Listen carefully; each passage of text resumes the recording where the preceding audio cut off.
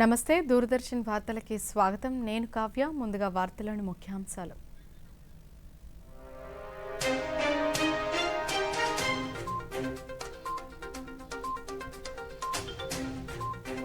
ముగిసిన ప్రధాని మలేషియా పర్యటన ఇరు దేశాల మధ్య ద్వైపాక్షిక సంబంధాల్లో కుదిరిన పలు అవగాహన ఒప్పందాలు భారత్తో తమ దేశ సంబంధాలు మరింత బలపడ్డాయన్న మలేషియా ప్రధాని అన్వర్ ఇబ్రహీం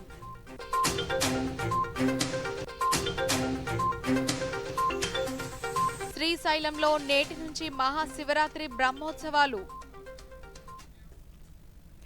వార్తల్లోని వివరాలు చూద్దాం.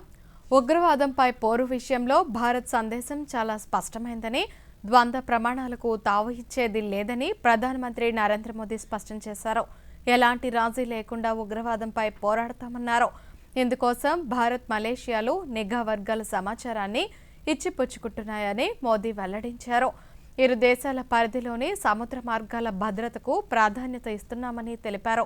2 రోజుల మలేషియా పర్యటనలో భాగంగా ప్రధాని పుత్రజయ నగరం వేదికగా ఆ దేశ ప్రధానమంత్రి అన్వర్ ఇబ్రహీంతో భేటీ అయ్యారు. ఈ సందర్భంగా ద్వైపాక్షిక సంబంధాల బలోపేతంపై పలు ఒప్పందాలపై సంతకాలు చేశారు. అనంతరం అన్వర్ ఇబ్రహీం నరేంద్ర మోదీ కలిసి సంయుక్త మీడియా సమావేశాన్ని ఏర్పాటు చేశారు. ఈ సందర్భంగా మోదీ ప్రసంగిస్తూ పై వ్యాఖ్యలు చేశారు.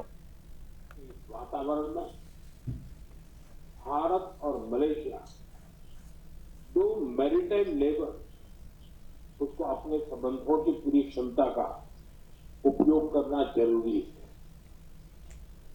मेरी आज की यात्रा का मूल संदेश एकदम स्पष्ट है कि भारत मलेशिया के साथ मिलकर हमारे संबंधों को नए स्तर पर ले जाना चाहता है और सहयोग के हर क्षेत्र में विस्तार और प्रगाढ़ता लाना चाहता. భారత సంతతి ప్రజలు భారీ సంఖ్యలో నివసిస్తున్న దేశాల జాబితాలో 2వ స్థానంలో మలేషియా ఉందని ప్రధాని నరేంద్ర మోదీ అన్నారు. ఇరు దేశాల నాగరికతలు, ఉమ్మడి సాంస్కృతిక వారసత్వం, ప్రజాస్వామిక విలువలతో అనుసంధానమయ్యాయన్నారు. గత కొన్నేళ్ల వ్యవధిలో ఇరు దేశాల సంబంధాలు మరింత బలోపేతమయ్యాయని, ఇందుకోసం తన మిత్రుడైన మలేషియా ప్రధానమంత్రి అన్వర్ ఇబ్రహీంకు ధన్యవాదాలు చెబుతున్నారని ప్రధాని మోదీ అన్నారు.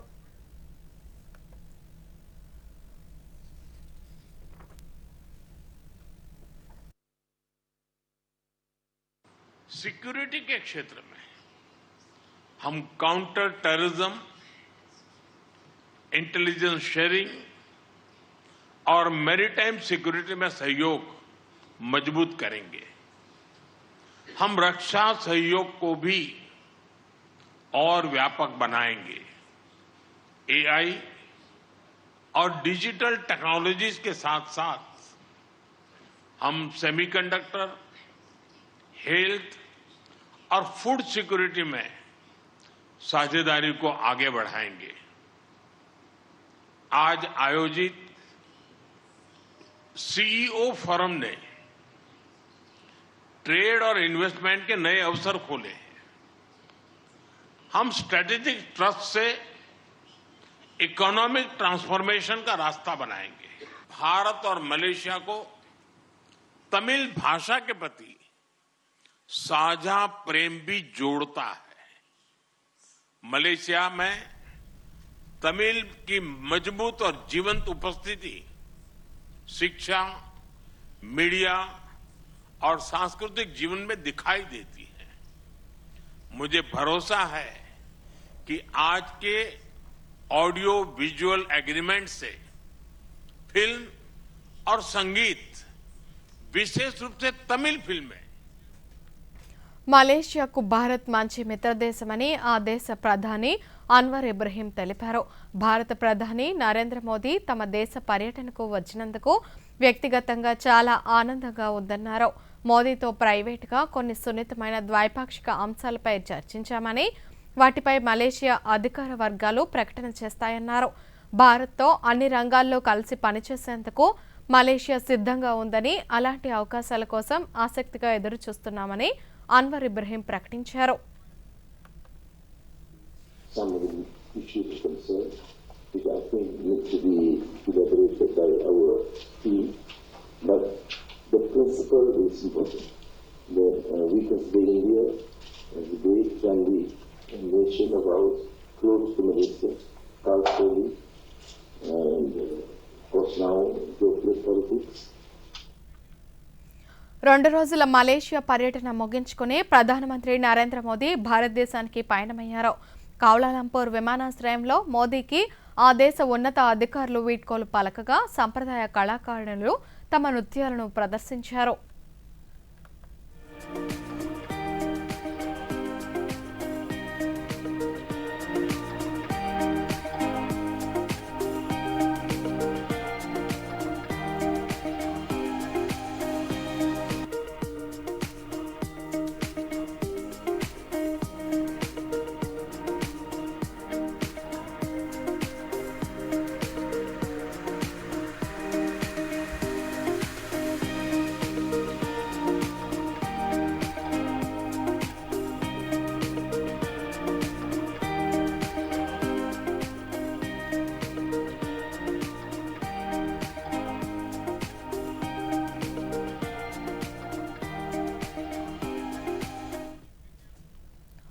కేంద్ర ప్రభుత్వం ప్రవేశపెట్టిన 2026-27 సంవత్సర బడ్జెట్ వికసిత్ భారత్ లక్ష్యంగా ఉందని కేంద్ర గ్రామీణ కమ్యూనికేషన్ శాఖల సహాయ మంత్రి డాక్టర్ పెమ్మసాని చంద్రశేఖర్ అన్నారు.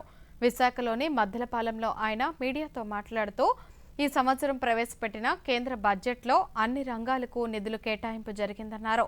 వీబీజీ రామ్జీ పథకానికి కూడా అదనంగా నిధులు కేటాయించినట్లు తెలిపారు. రాష్ట్రానికి వచ్చేటువంటి భాగం ఇవన్నీ కూడా పెరుగుతుంది. ఇందులో ఆంధ్రప్రదేశ్ కూడా ఉండబోతోంది.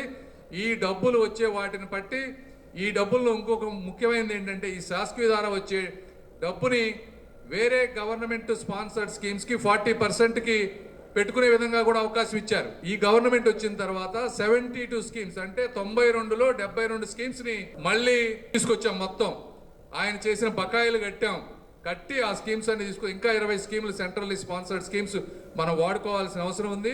ఇలాంటి శాసకీ ద్వారా వచ్చే డబ్బులు వీటికి ఉపయోగించుకొని ఆ 92 స్కీమ్స్ ని సమర్థవంతంగా వాడుకోవడానికి అది ఉపయోగపడుతుంది. బడ్జెట్ కి మధ్య కూడా ఎంతో వర్క్ కేంద్ర ప్రభుత్వంలో జరుగుతూ ఉంది. ఈ రోజున గత బడ్జెట్ కి ఈ బడ్జెట్ కి మధ్య తీసుకుంటే 365 రిఫార్మ్స్ చేశారు. అందరికీ అర్థం కాకపోవచ్చు కామన్ గా డే టు డే ఉండే వాళ్ళకి.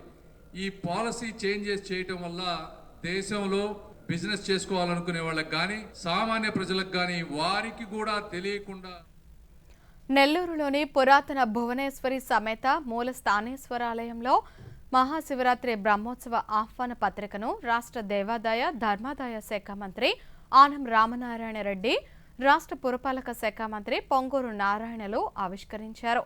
అలాగే నూతనంగా ఎంపికైన ఆలయ భక్త మండలి పాలకవర్గ సభ్యులచే ఈవో శ్రీనివాసులరెడ్డి ప్రమాణం చేయించారు. ఈ సందర్భంగా మంత్రి ఆనం మాట్లాడుతూ బ్రహ్మోత్సవాలకు విచ్చేసే భక్తులకు అన్ని ఏర్పాట్లు చేయాలని సూచించారు.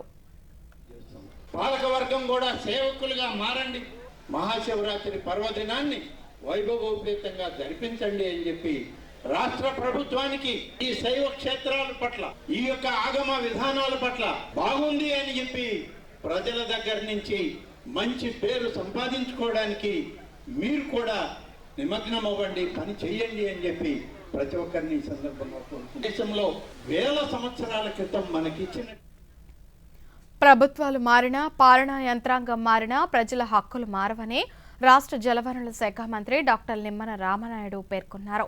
పశ్చిమ గోదావరి జిల్లా యలమంచిలి మండలం సిరగారపల్లిలో నిర్వహించిన మీ భూమి మీ హక్కు కార్యక్రమంలో పాల్గొని రైతులకు ప్రభుత్వ రాజముద్రతో కూడిన పట్టాదారు పాస్ పుస్తకాలను పంపిణీ చేశారు. ఈ సందర్భంగా మంత్రి మాట్లాడుతూ రాజముద్రతో కూడిన పట్టాదారు పాస్ పుస్తకాలతో రైతుల భూములకు భద్రత కల్పిస్తున్నామన్నారు.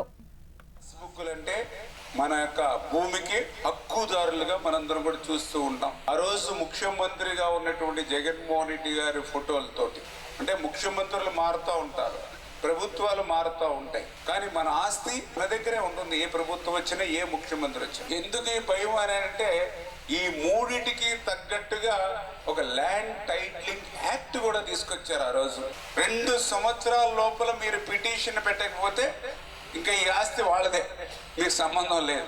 అటువంటి స్థితి నుంచి మన ఆస్తులన్నీ కూడా మనవి కాదు అనేటువంటి ఆలోచన, ఆ రోజు ఒక భయం ఉన్నటువంటి స్థితిలో మీ భూమి మీద మీకే హక్కు ఉందని చెప్పి ఈ రోజు గవర్నమెంట్ ఆఫ్ ఆంధ్రప్రదేశ్. ప్రకాశం జిల్లా సింగరాయకొండ మండల పరిధిలోని పాకల బీచ్లో ఈ నెల 14, 15 తేదీల్లో 2 రోజుల పాటు బీచ్ ఫెస్టివల్ నిర్వహించనున్నట్లు రాష్ట్ర సాంఘిక సంక్షేమ శాఖ మంత్రి డాక్టర్ డోలప్ శ్రీ బాలవీరాంజనేయ స్వామి తెలిపారు. ఈ నేపథ్యంలో జిల్లా collector P Rajababu tourism corporation చైర్మన్తో కలిసి మంత్రి స్వచ్ఛ పాకల కార్యక్రమంలో పాల్గొన్నారు. బీచ్ పరిసర ప్రాంతాలను శుభ్రం చేశారు. ఈ సందర్భంగా మంత్రి మాట్లాడుతూ పాకల బీచ్ ఫెస్టివల్లో helicopter riding, boat riding, para riding ఏర్పాట్లు చేస్తున్నట్లు చెప్పారు.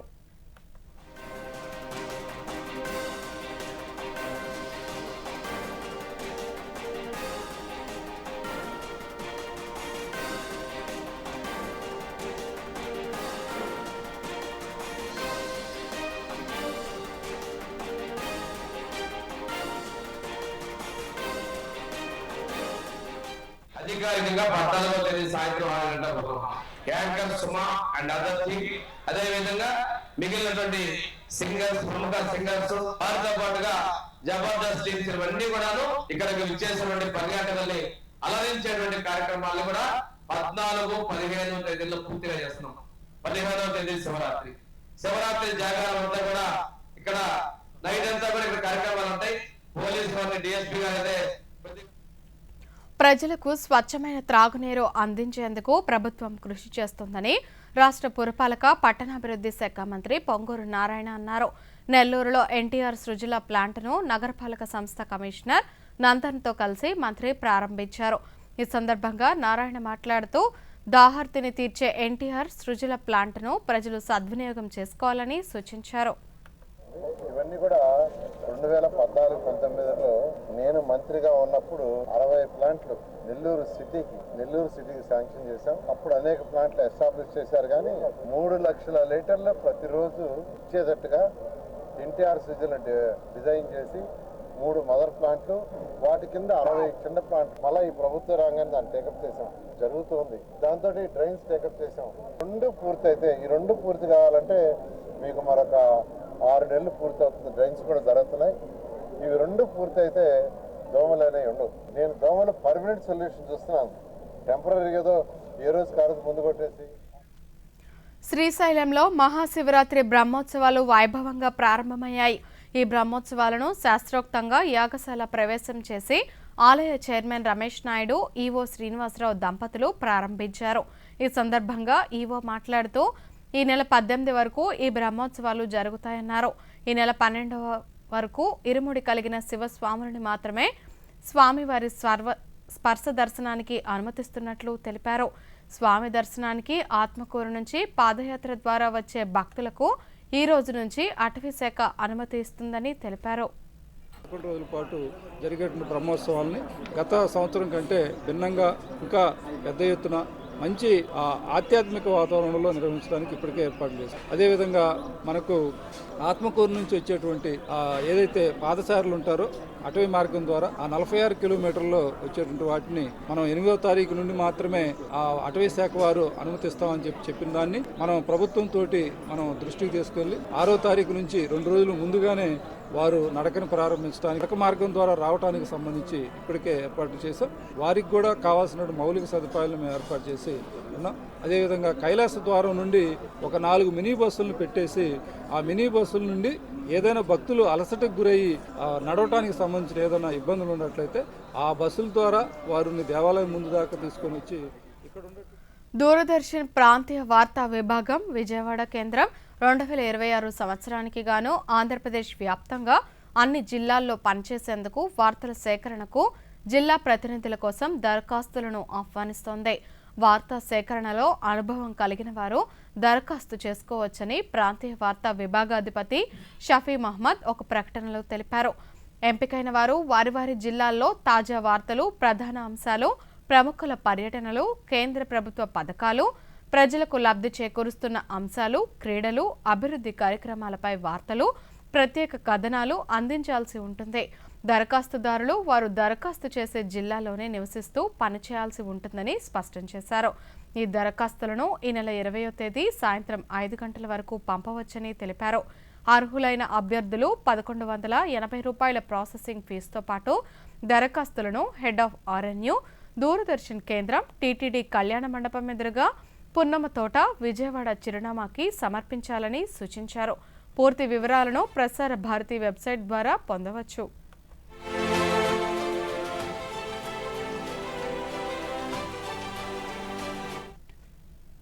వార్తల్లో చిన్న విరామం.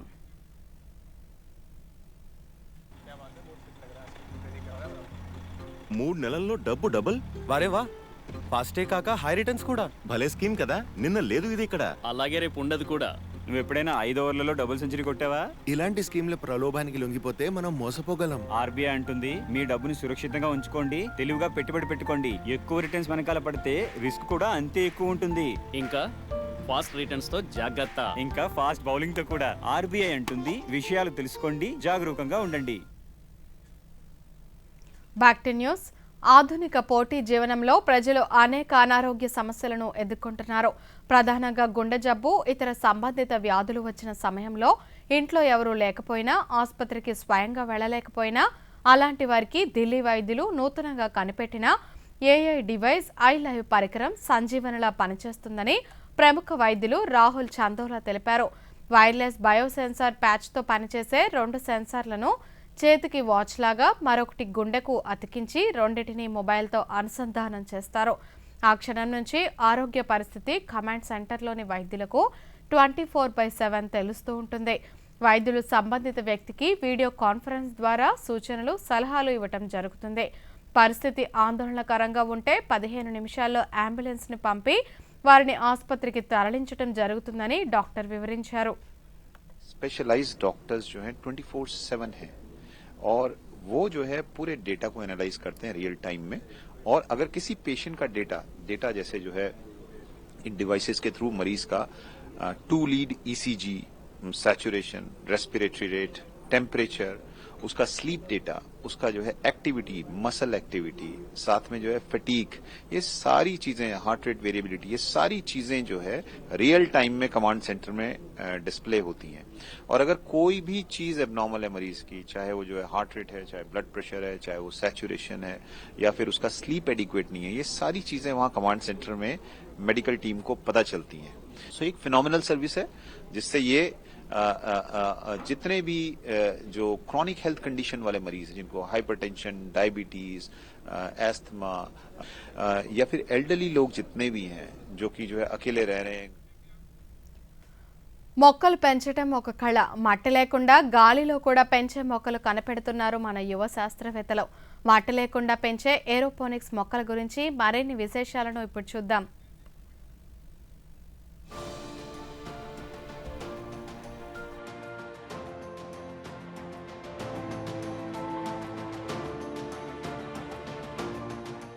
ఏరోపోనిక్స్ విధానం వల్ల మట్టి లేకుండా గాలిలో మొక్కలను సృష్టిస్తున్నారు.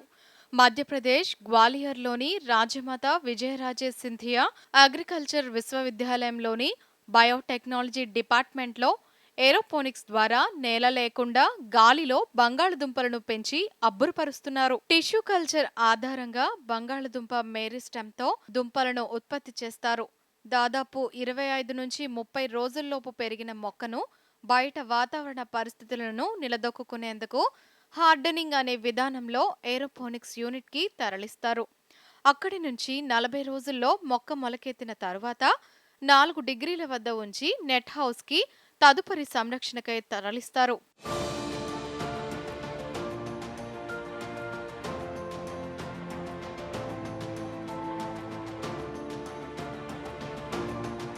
బంగాళదుంప మొక్కలను ప్రత్యేకమైన మూసి ఉన్న గదుల్లో పెంచుతారు. అక్కడ వాటి వేర్లను గాలిలో వేలాడదీసి ఎక్కువ పోషకాలు ఉండే ద్రావణాలతో పిచికారీ చేస్తారు. ఈ పద్ధతి ద్వారా ఒక మొక్క 50 నుంచి 200 దుంపలను ఉత్పత్తి చేయగలదు. ఇది సంప్రదాయ నేల ఆధారిత పద్ధతుల కన్నా ఎక్కువ ఉత్పత్తిని ఇస్తుంది.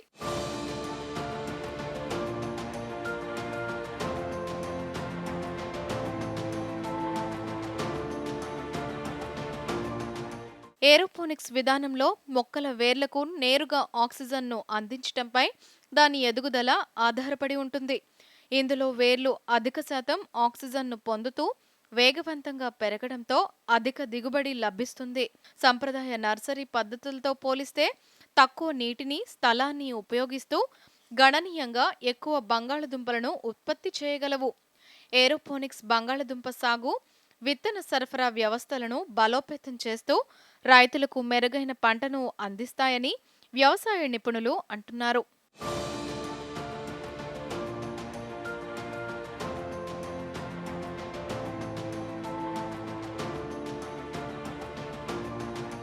ఈ దుంపలు ఎరుపు రంగులో ఉండి పిండి పదార్థం తక్కువగా ఉండటం వల్ల మధుమేహ వ్యాధిగ్రస్తులు కూడా తీసుకోవచ్చని విశ్వవిద్యాలయ శాస్త్రవేత్త డాక్టర్ సుష్మా తివారీ తెలిపారు. ఈ పద్ధతి వల్ల ఇప్పటికే 20 రకాల బంగాళదుంపలను ఉత్పత్తి చేశారని, త్వరలోనే ఈ మొక్కలను రైతులకు అందిస్తామని ఆమె చెప్పారు.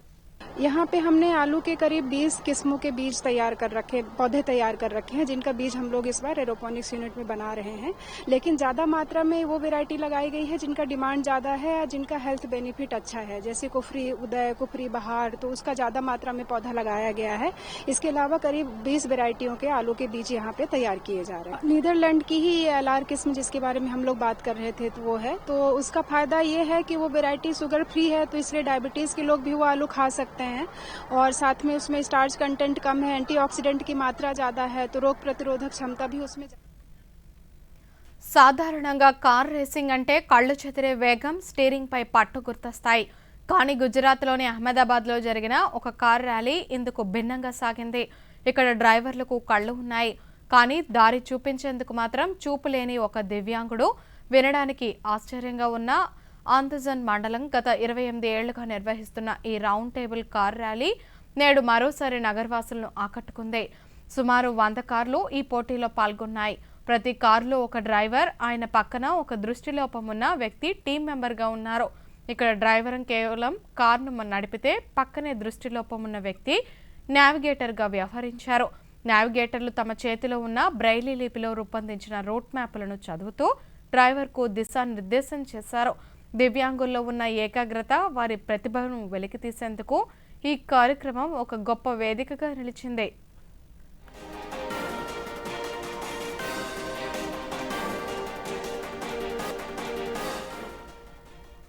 ఉత్తరప్రదేశ్లోని అయోధ్య మరో అద్భుత ఆధ్యాత్మిక కళాఖండానికి వేదిక అవుతోంది. భక్తులకు త్రేతాయుగపు అనుభూతిని పొందేలా గుప్తార్ ఘాట్ వద్ద అత్యాధునిక ఓపెన్ ఎయిర్ థియేటర్ ముస్తాబవుతుంది. రామాయణ గాథలను, శ్రీరాముని ఆదర్శాలను భావితరాలకు చాటి చెప్పేలా ఈ థియేటర్ రూపొందుతుంది. దాదాపు 18 కోట్ల రూపాయల భారీ వ్యయంతో ఈ ఓపెన్ ఎయిర్ థియేటర్ నిర్మాణం చివరి దశకు చేరుకుంది. ఇక్కడ కేవలం విగ్రహాలు మాత్రమే కాకుండా రామాయణంలోని కీలక ఘట్టాలను ప్రతిబింబించేలా ఏర్పాటు చేసిన లైట్ అండ్ సౌండ్ షోలు పర్యాటకులను మంత్రముగ్ధులను చేయనున్నాయి. స్థానిక కళాకారులతో పాటు దేశవ్యాప్తంగా వచ్చే సాంస్కృతిక బృందాలు ఇక్కడ ప్రదర్శనలు ఇచ్చేలా విశాలమైన ఓపెన్ సీటింగ్, స్టేజ్ వసతులను కల్పించారు.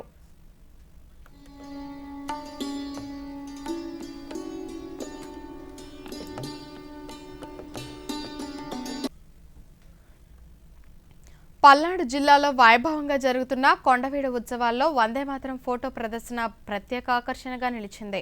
రాష్ట్ర పర్యాటక శాఖ మంత్రి కందుల దుర్గేష్ నేడు ఈ ప్రదర్శనను సందర్శించారు. ఈ ఉత్సవాల్లో జాతీయ గీతం వందేమాతరం 150 ఏళ్ల ప్రస్థానంపై సెంట్రల్ బ్యూరో ఆఫ్ కమ్యూనికేషన్ ఏర్పాటు చేసిన చిత్ర ప్రదర్శనను మంత్రి తిలకించారు. ఆయనతో పాటు రాష్ట్ర పంచాయతీరాజ్ కమిషనర్ కృష్ణతేజ, చిలకలూరుపేట శాసనసభ్యులు ప్రత్తిపాటి పుల్లారావు, పల్నాడు జిల్లా కలెక్టర్ కృతికా శుక్లాతో కలిసి మంత్రి ఈ ఎగ్జిబిషన్ను ప్రారంభించారు. భారత స్వాతంత్ర ఉద్యమంలో వందేమాతరం పాత్రను ప్రతిబింబించేలా ఏర్పాటు చేసిన ఈ అరుదైన చిత్రపటాలు విద్యార్థులను, సామాన్య ప్రజలను విశేషంగా ఆకట్టుకుంటున్నాయి.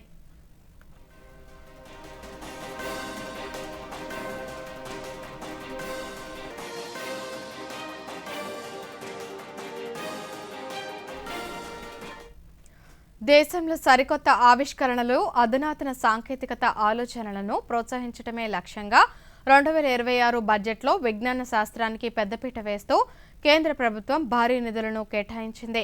ఈ నిధులతో దేశవ్యాప్తంగా అత్యాధునిక శాస్త్రీయ పరిశోధనశాలలను నిర్మించనున్నారు. ముఖ్యంగా యువ శాస్త్రవేత్తలు, విద్యార్థులు కొత్త ప్రయోగాలు చేసేందుకు ఈ బడ్జెట్ ద్వారా ఆర్థిక చేయూత లభించనుంది. రాబోయే రోజుల్లో artificial intelligence, biotechnology, quantum technology, deep tech వంటి కీలక రంగాల్లో పరిశోధనలను ముమ్మరం చేయనున్నారు. దీనివల్ల సామాన్యులకు తక్కువ ధరకే మందులు, మెరుగైన వైద్యం అందుబాటులోకి రావటమే కాకుండా స్మార్ట్ టెక్నాలజీ ద్వారా కొత్త ఉపాధి అవకాశాలు లభిస్తాయని ప్రభుత్వం వెల్లడించింది.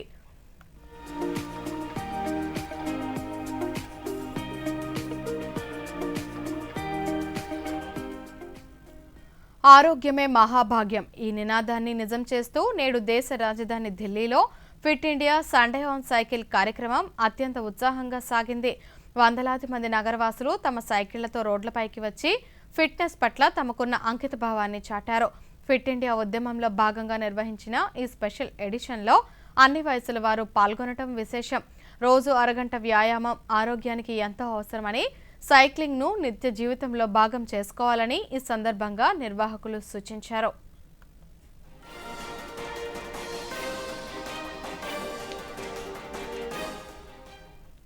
దేశంలో క్రీడలు, శారీరక విద్యను ప్రోత్సహిస్తున్న ప్రతిభావంతులకు గుర్తింపునిచ్చే 8వ PEFI నేషనల్ అవార్డ్స్ 2026 వేడుక అత్యంత వైభవంగా జరిగింది.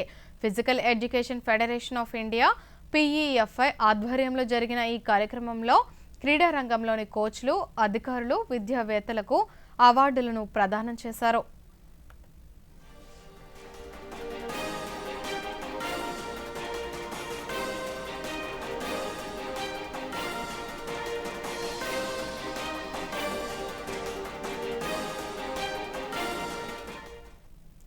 శ్రీలంక రాజధాని కొలంబోలో ప్రముఖ బౌద్ధ క్షేత్రం గంగా రామయ్య ఆలయం భక్తులతో కోలాహలంగా మారింది. బుద్ధుని పవిత్ర అవశేషాల దర్శనార్థం దేశం నలుమూలల నుంచి వేలాది మంది భక్తులు తరలివచ్చారు. తెల్లని వస్త్రాలు ధరించిన భక్తులు అత్యంత భక్తి శ్రద్ధలతో దర్శించుకున్నారు. శాంతి, అహింసను ప్రబోధించిన బుద్ధుని బోధనలను స్మరించుకుంటూ ఆలయ ప్రాంగణమంతా ప్రశాంతమైన వాతావరణం నెలకొంది.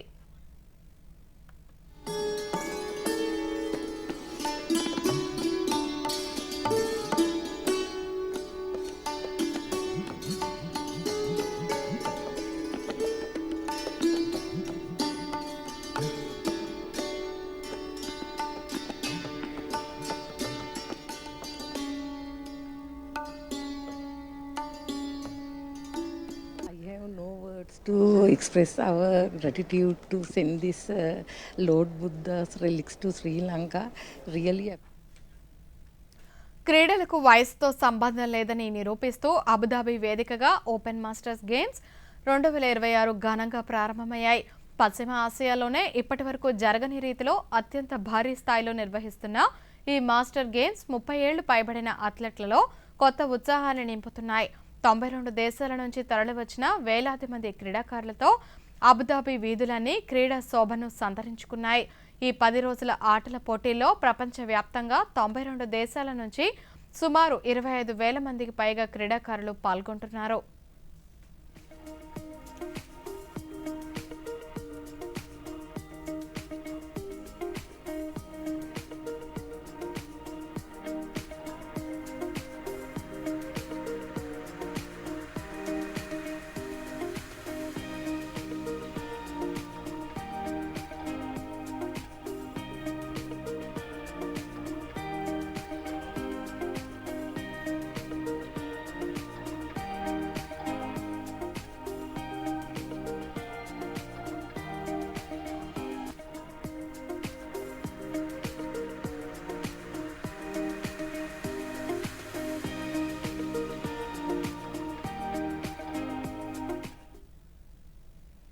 వార్తలు ముగించే ముందు మరోసారి ముఖ్యాంశాలు.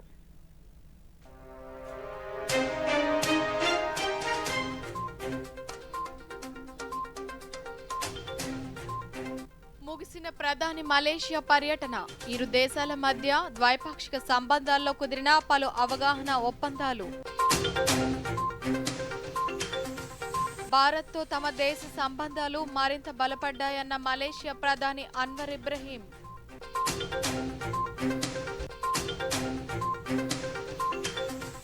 శ్రీశైలంలో నేటి నుంచి మహాశివరాత్రి బ్రహ్మోత్సవాలు. ఈ వార్తలు ఇంతటితో సమాప్తం. నమస్కారం.